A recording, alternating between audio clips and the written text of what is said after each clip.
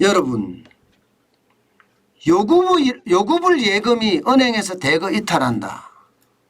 이게 사실일까요? 그리고 요구불 예금이 뭔데 기업이 큰일 났다고 할까요? 일단 요구불 예금이 얼마나 이탈하는지부터 먼저 보겠습니다. 7월 5대 시중은행의 요구불 예금 감소액입니다. 36조 6,033억 원입니다. 역대 최고입니다. 사상 최고입니다. 어마어마하게 요구불 예금이 떨어졌어요. 진짜 장난 아니죠. 좀 더 구체적인 수치를 볼까요? 좀 더 구체적인 수치를 보면 7월에 지금 요구불 예금이 673조 3,602억 원으로 떨어졌습니다. 이것도 역대 최저입니다. 단 한 번도 말입니다. 요구불 예금이 이게 700조가 깨진 적이 없습니다. 그런데 지금 700조가 깨진 거예요. 3월만 하더라도 710조 6,651억 원이었잖아요. 떨어진다고 하지만 5월에도 703조 6,121억 원, 6월에는 오히려 늘었습니다. 709조 9,635억 원까지 늘었습니다. 그런데 이게 떨어지는 거예요. 그런데 여러분도 알다시피 이 요구불 예금이라는 거는 아주 간단하게 이야기하면 수시 입출금 통장 이렇게 이해하면 굉장히 빠릅니다. 언제든지 요구불 예금이니까 언제든지 내가 찾을 수 있는 예금을 말하거든요. 그러면 수시 입출금 통장, 쉽게 말하면 잠깐 동안 은행에다 파킹해 놓는 돈, 잠깐 동안 맡겨 놓는 돈, 이것을 요구불 예금이라고 하는 거예요. 그런데 이 요구불 예금이 이렇게까지 줄어든다는 것은 결국 말입니다.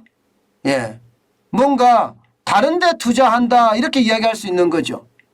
그러면 이 요구불 예금이 수시 입출금식 통장에서 어디로 도망갈까요? 예금으로 도망갑니다. 예금이나 적금으로. 실제도 보시면 이게 예금이나 적금으로 도망을 가서 말입니다. 그만큼 예금 적금이 많이 늘어난다는 이야기예요. 제가 여러분에게 예금 적금 얼마나 많이 늘어나는지도 말씀을 드렸잖아요.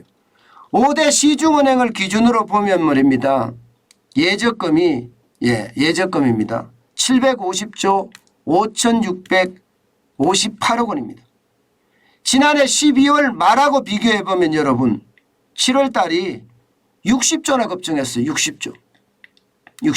그러니까 시장에 돈은 정부가 엄청 뿌렸잖아요. 그죠?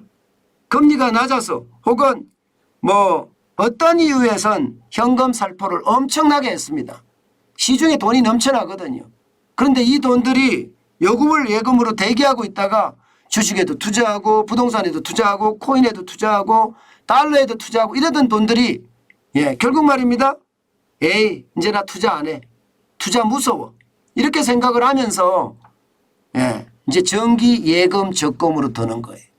정기 예금 적금으로 드는 이유가 여러분 이자를 많이 주기 때문이에요. 그동안 금리가 많이 올랐잖아요. 지금 기준금리가 2.25%입니다. 그러면 예금금리가 적어도 3% 4% 되는 데는 이제 많아졌다는 거예요. 1금융권도 그렇고 2금융권도 그렇고요. 그러면 여러분 1금융권 같은 경우는요. 예금을 많이 주니 이제는 더 이상 쉽게 말하면 위험자산에 투자 안 하겠다. 주식이 위험자산이 됐고 부동산이 위험자산이 된 거예요. 문제는 돈이 이렇게 가면요. 은행 입장에서는요.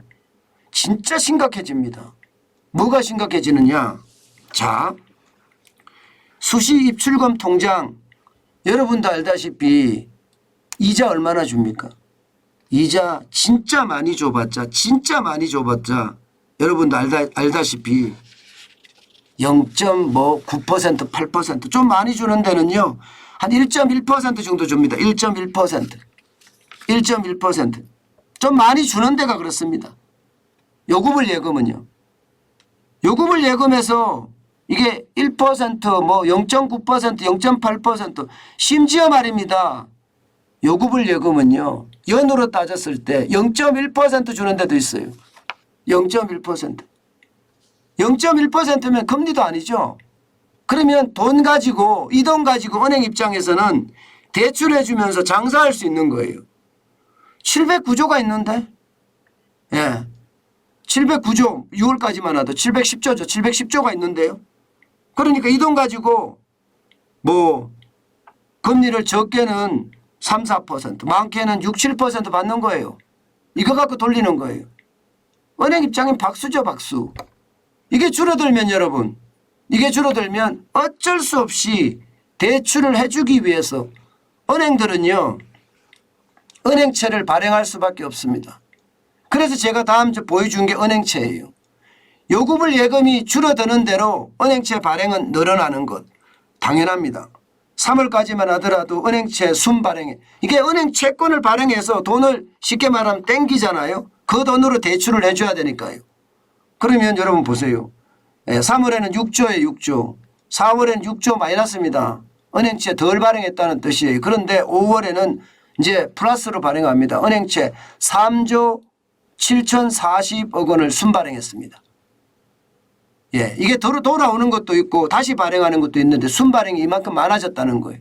6월에는 2조 250억 원 7월에는 7조에 7조 7조 680억 원 은행채로 조달하니까 많아지죠. 그죠?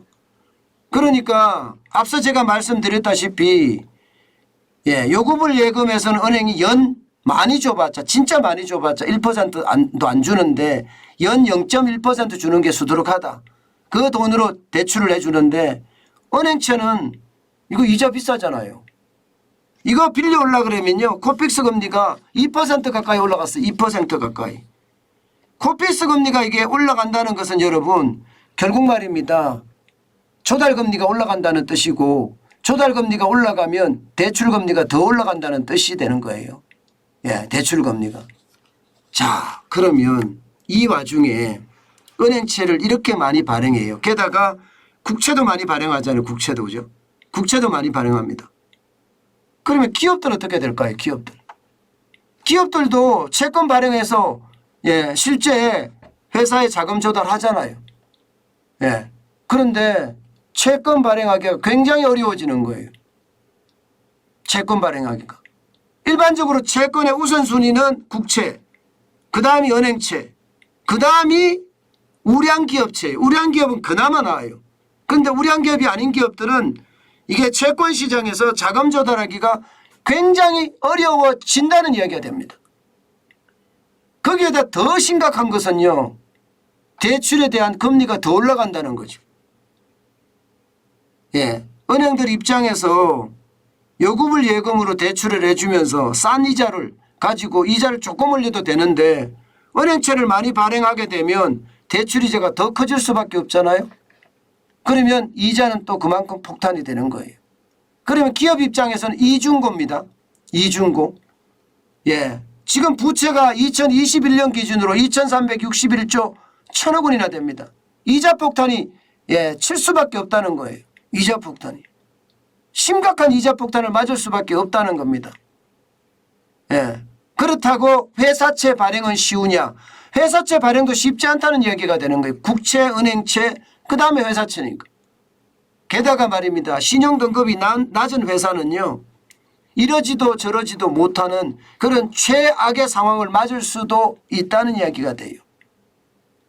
왜냐하면 여러분도 보시다시피 2017년에 기업 부채가 1698조 6천억 정도 됐습니다.